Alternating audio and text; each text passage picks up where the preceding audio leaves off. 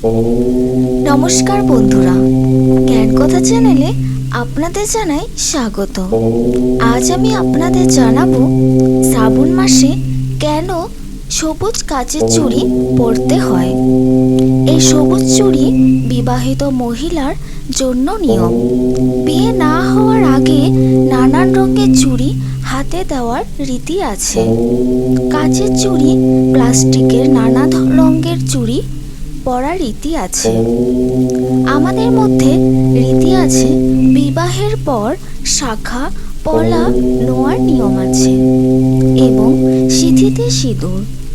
বাঙালিদের বিয়ের পরে হাতে কাচের চুড়ি দেওয়ার কোনো রীতি নেই।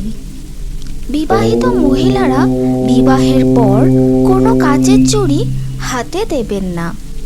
হাতে সবুজ চুড়ি পরে কোনো লাভ নেই। যদি পূজার্চনা না করা হয়, গীতা পাঠ না করা হয়, মন্দিরে না যাওয়া হয়, দীক্ষা না নেওয়া হয়, তাহলে শ্রাবণ মাসে সবুজ চুড়ি পরে কোনো লাভ নেই। এরকম ভিডিও পেতে চ্যানেলকে সাবস্ক্রাইব করে পাশের বেল আইকনটি অন করে দিন।